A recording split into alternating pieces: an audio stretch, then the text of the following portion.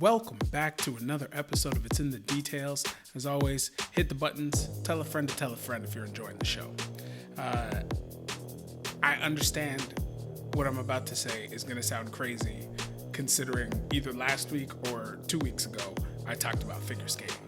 But I don't usually do a bunch of sports. Today we're doing some sports, not heavy, and with a little twist. So if you're afraid of sports talk, it's fine. You're gonna get a little extra personal side with this one. But several weeks ago, I told the people I'm done with the Cowboys. I have been a lifelong Cowboy fan. Found football really when the Cowboys were dominating, and we either got Bills games where I live or Cowboys games back in those days. And the Bills were busy making it to 4 Super Bowls in a row and losing all of them. And the Cowboys won 3. Okay, so Cowboys fan. Dion, Michael Irvin, Emmitt Smith, Troy Aikman, all of them, right? So they had me.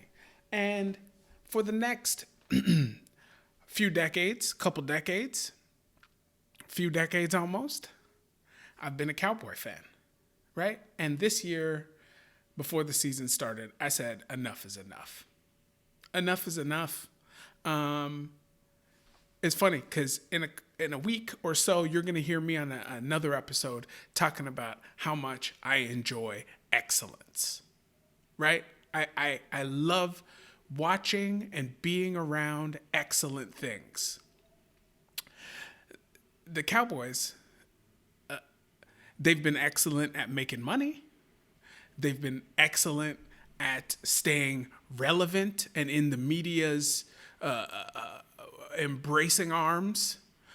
They've been excellent in collecting fans. They have not been excellent at winning games when it matters. That takes us to the first round of playoff games in the NFL this season. Now, I am not here trying to dunk on Cowboys fans or the Cowboys. That's not what I'm here for, right?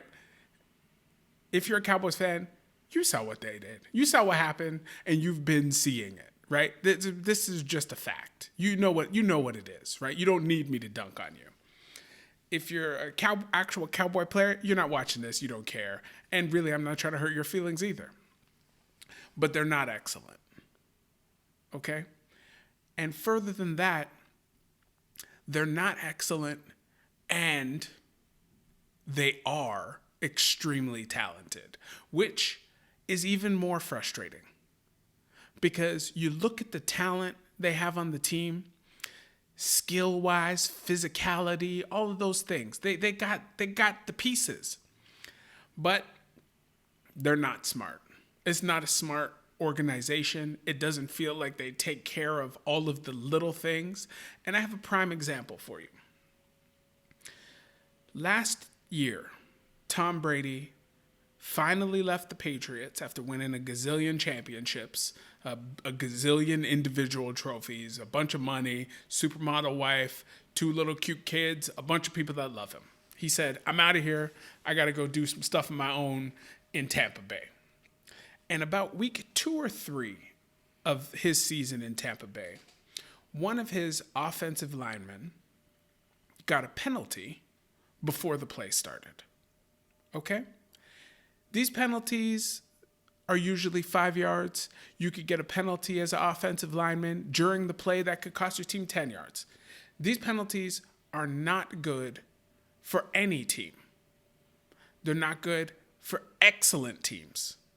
And they are really bad, woefully bad, for mediocre and bad teams. Teams with less talent, teams with less skill, things like that. Tom Brady looked at that teammate that got that penalty before the play started and screamed in his face on national TV, got right in his face, yelling at him, what are you doing? You can't do that, blah, blah, blah, blah, blah. And some of the commentators had something to say about Tom Brady doing that. some sports journalists had something to say about Tom Brady doing that. Tom Brady has made hundreds and hundreds of millions of dollars. This guy's on a $2 million contract. How could he dare yell in this man's face? Blah, blah, blah, blah, blah. If you're following, I think you know where this is going. Tom Brady understands his team, and a winning team, a team with Super Bowl winning aspirations, cannot afford dumb penalties. Can't afford them. They either stop you from getting first downs and getting closer to touchdowns, or they help the other team get first downs or keep you from getting close to touchdowns and winning games. He knows this. It's a little intricate piece I can't believe is not more talked about in football. But Tom Brady got in that man's ass, and guess what? They stopped getting as many of those penalties as they were. And guess what else? Super Bowl champions, his first year in Tampa Bay. Is that because Tom Brady is an amazing quarterback? Partially. He's 49 years old, still doing it, still putting up the numbers. I'm less interested in those numbers and more interested in those needless penalties. These penalties where you just aren't focused on what you need to do. And what you need to do is your job. Just do your job. And your job does not include getting penalties before the play starts. You know what I mean? And when I think back on it, the Cowboys always do that. They always got these dumbass penalties at the worst possible times. That they're doing well, penalty, now they're behind, and they can't catch up, and now they got to give the ball away. And they do that all the time. They also don't tackle very well.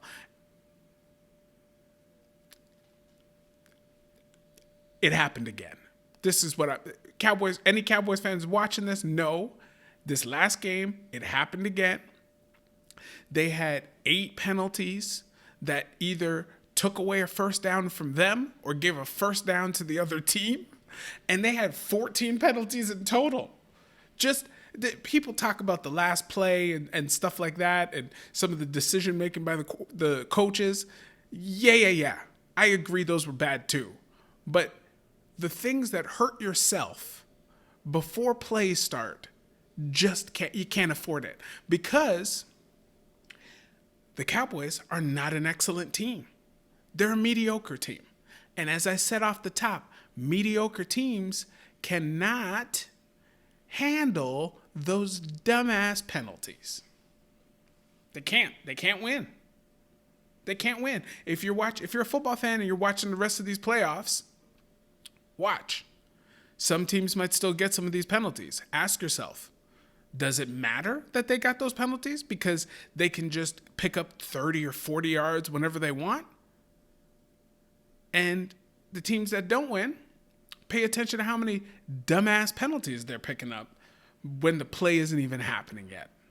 I bring this all up because I recognize in myself that I love excellence. I do, as I said. I also recognize that I love streaks. I just love things to keep going as they were. Right? I enjoy Phil Mickelson and watching him play golf and listening to Phil be Phil and say his nonsense. But before Phil won a major in golf, I wanted Phil to continue losing all of the golf majors. I don't know what you want to say. I enjoy a streak, right? And then once he won, I was like, okay, Phil, go get some more of those majors, man. I'm cheering for you now, right? Like I want this thing to continue now. That's kind of how I am. But what I bring this all up for is to say to the people, can you get any of those bum ass streaks out of your own life? You know what I mean? Can you investigate into your own life and find out what you're just letting hang around? It could be people. It could be stuff. What are you just leaving in your life hanging around because it's been there? You know what I mean? It's been there. It's always been there. Let me leave it there. Because I have to tell you, I got them bum-ass Cowboys and their lack of excellence about my life this football season. I haven't had a football season I've enjoyed more than this one. I've watched considerably less games. Okay? I don't know if that's good or bad. But when I am watching games, I'm really enjoying them. And I gotta say, it's because, in part at least, I've jettisoned the Cowboys and their bum-ass decision-making from my life. And it's allowed me to embrace a whole new world. A whole new world seeking and craving excellence. Excellence. The Cowboys have not provided me since I was not even a teenager. Bye-bye, Cowboys.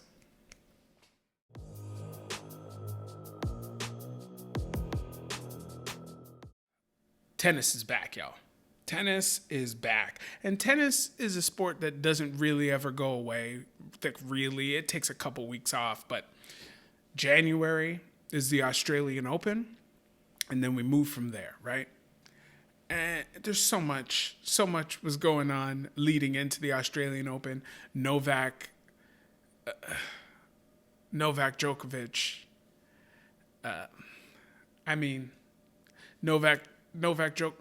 Novak did what Novak did, and Australia did what they did. We're moving on. But what I really want to get into is the youngsters. So the U.S. Open happened last year. The U.S. Open had two Canadian young ladies representing. I know where Emma's from. She's born in Toronto. She moved around, blah, blah, blah, blah, blah. But the two young ladies made it to the finals. Only one of them could win. And then, like many other tennis lovers, I'm sure you were wondering what is in store for their future, right? I've been watching some of the smaller matches since the U.S. Open. But what's going to happen when they get to a big tournament, right? So Leylah Annie Fernandez, as all of TSN and Canadian television likes to call her, fine. She went and she lost in the first round. Now, is that an indictment of this young woman and what the rest of her career is going to be? I don't think so. And in fact, she looked like she was in incredible shape. Like she had been busting ass all off season to make sure this season was what she wanted it to be. She got a little new sponsor. She wearing the Lululemons now instead of whatever clothing her family put her in to go play tennis. That's not a judgment. It's got to be hard to cart around all those people. And anyway, she's with Lululemon now. I'm looking forward to seeing those kids, right? But she lost in the first round. She was in really, really good shape. She looked like she could have run forever, right? But mentally, her game wasn't all there for whatever reason. She played a 24-year-old from Australia who won her first Australian Open match against Leylah. So that was probably coming for that young woman. I'm not worried about her, right? Now, the U.S. Open winner from last year, Emma Raducano, she played Sloane Stephens. Sloane Stephens won a U.S. Open several years ago herself, her only major, and I'm glad she got it because I really can't imagine she's going to win another one ever again. Sloane Stephens is the most athletic-looking athlete who looks completely unathletic when she plays tennis. I can't explain it. She is built. She looks strong.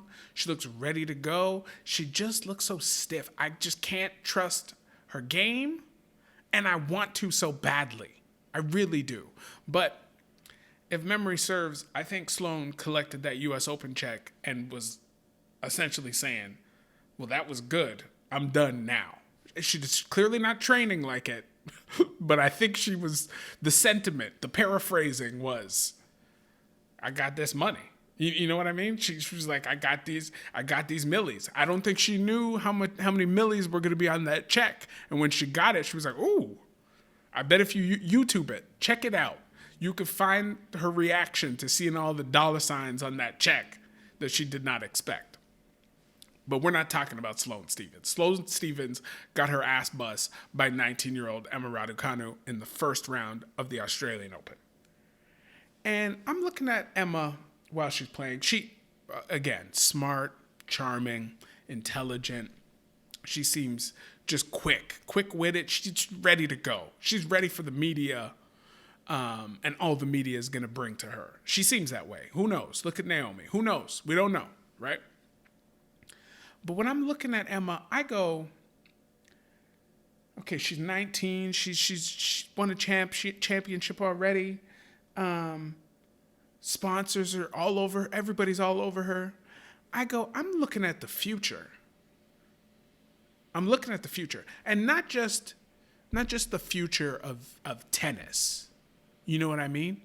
The future of the world. Like, this young lady, I could not guess. You could give me a million guesses of what her background, heritage, what her parents' heritage, where she's from, where they're from, where their parents are from. I have no idea. I couldn't guess. I could not guess. She's beige, and I feel like I might have talked about this before when I talked about her and Layla. But anyway, just the complexion, the facial features. I don't know. Right? And this is the future they're telling us is coming. The people find love. They're intermingling between races and religions and all sorts of things. And we've got this young lady who might be taking over tennis, who looks like our future. This feels like a revelation to me. I don't know what the people are thinking, but this is like, she's 19. She's fresh. She's fresh and young. She's bringing new perspectives. She's already all over social media. Like, she's bringing in something new to tennis. And I know I talked about this before, kind of like Naomi has introduced Corday to the public. Hey, there are no rappers dating tennis players. You know what I mean? And I think there's a reason that may be the case.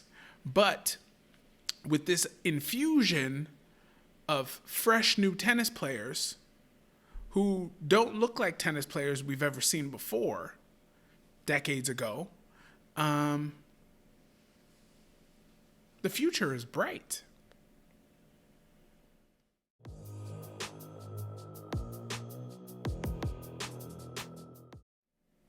The weirdest thing I've seen lately on TV is also one of the funniest things I've seen lately on TV. I am an unapologetic Kevin Hart fan. I am. You don't like it? Too bad. But he's so rich, most of you like it. Okay? You must. But I'm an unapologetic Kevin Hart fan. I enjoy him. I enjoy his movies. One of the movies I enjoy the most is Ride Along. Ride Along, we're not going to get all the way into Ride Along, but Ride Along is one of those movies that's a laugh a minute. Like, it's just nonsense. It's nonsense from top to bottom. And you can watch it over and over and over again and not get tired of it, I think. But one of the weirdest, funniest things I've seen in a while is towards the end of the movie, Lawrence Fishburne and Kevin Hart have a fight. Okay? Lawrence Fishburne and Kevin Hart have a fight. Now, picturing Kevin Hart having a fight with anybody is almost immediately funny. I'm not that tall. I am taller than Kevin Hart. Okay? Kevin Hart's small. He's real small. I think if you put Kevin Hart in a movie and he had to fight a child, it would still be funny because you'd be thinking that grown man and that child are the same size.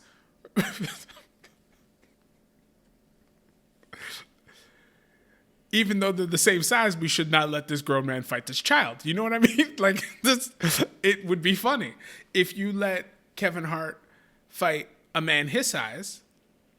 You would probably say something like, why is Kevin Hart fighting his brother? You know, like something like that. But what they did for this movie is Kevin Hart, and I think 5'3", 5'5", 5'6", I don't know, somewhere in that range. No disrespect, Kevin, I love you. Okay? Somewhere in that range. Lawrence Fishburne's got to be 5'11", 6 feet, something like that. This was a I'm lifting all the weights in the gym Kevin Hart. You know what I mean? Kevin Hart is swole now. He was not that swole. He was still in shape, but he was not swole. He wasn't like a big, muscly Kevin Hart back then, right? So 5'11", 6 feet, 220, 230, Lawrence Fishburne. Fighting 5'3", 5'6", 130 pounds, 140 pounds, Kevin Hart. In Ride Along? Oh, man. If you have not watched Ride Along yet, it's worth it just to see this fight, let alone all the rest of the funny and good action that's in that movie. It's a good action movie, too. But Lawrence Fishburne, and I'm going to spoil parts of the fight. It's an action movie fight. Lawrence Fishburne does some things to Kevin Hart in this fight that is just unnecessary, right? He'd be picking this boy up. He's picking this man up by his armpits.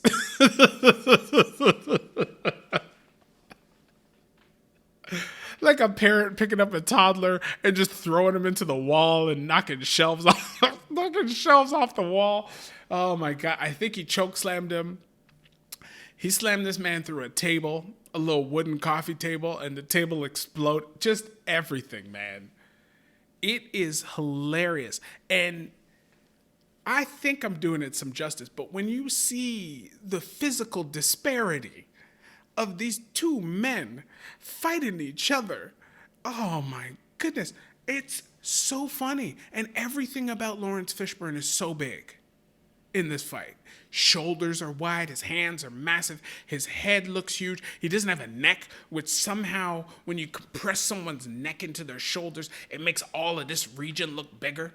You know what I mean? You can see me. Look at this. Look at this. You know what I'm saying? Like, it's wild. And then Kevin Hart is Kevin Hart. Remember, not a swole Kevin Hart, so he's not even that wide. So he's compact, and he's narrow, and Lawrence Fishburne's just tossing him all over his apartment. Seriously, one of the weirdest, funniest things I've seen in a while, and I'm gonna watch it again tonight. Anyway, thank you so much for joining me on another episode of It's in the Details. As always, please remember to share, like, subscribe, rate, review, comment wherever you get the show. We'll see y'all in a week. Take care. Peace.